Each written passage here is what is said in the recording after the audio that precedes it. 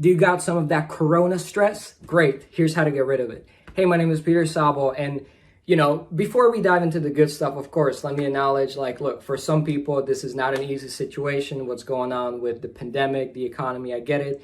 And I'm sending my love out, empathy, hope it all works out. Now, the good news is you can do something about it, right? The stress that this may be creating, either directly the virus or something indirectly because the economy didn't work as well, or whatever may be working on, here's what you can do about it in terms of your mindset, in terms of your mood.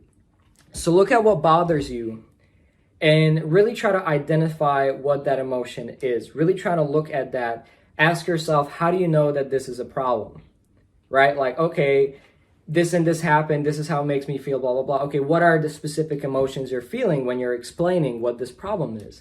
Right? Feel those emotions and ask yourself, what's the first time in my past that I felt these emotions? And just close your eyes and just sit there. You may have to ask it a couple more times. Just sit, and chances are your unconscious mind will eventually pop a memory in your conscious mind from your past, maybe your childhood, maybe a little bit later than that.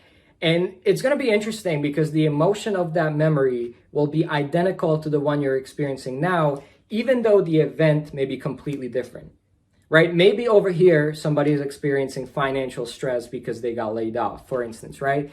And they go back to this memory and it's completely unrelated. Like you got your milk taken away in kindergarten, right? Or something like that.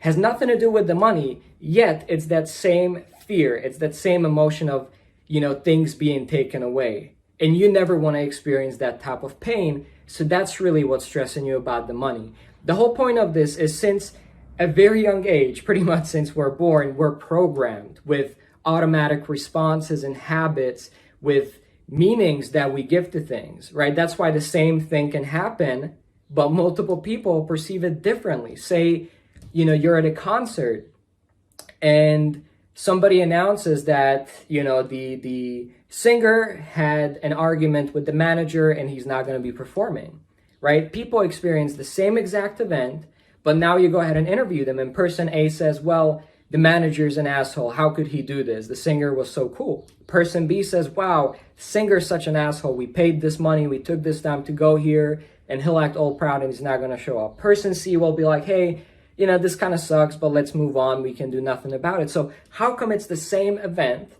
but different people have completely different interpretations, perceptions, and just overall different experience, different feeling?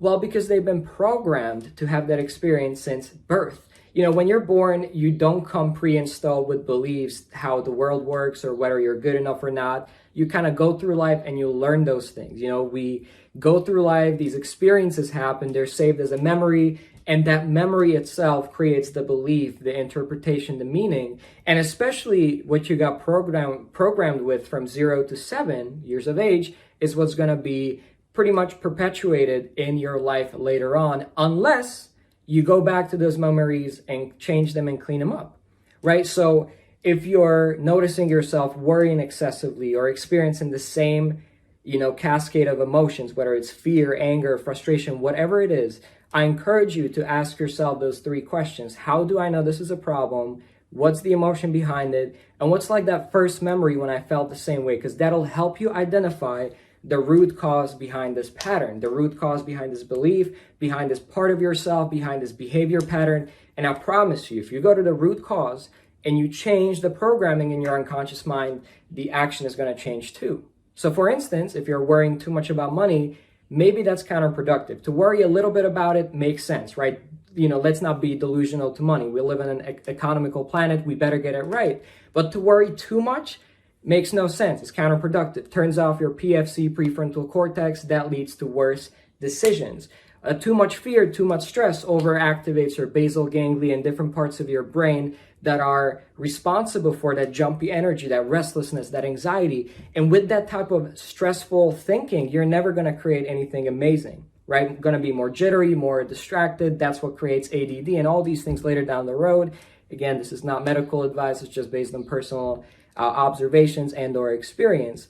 So long story short, if you want to change the output, you want to change your results, you want to release the stress, you want to release the anxiety, not just temporarily, but for good, I invite you to consider this. Go back to the root cause, go back to those memories, clean them up, and that's exactly how you will permanently alter the future and the present moment as well. Alrighty, hope this helps. This is Peter Szabo, and see you in the next one.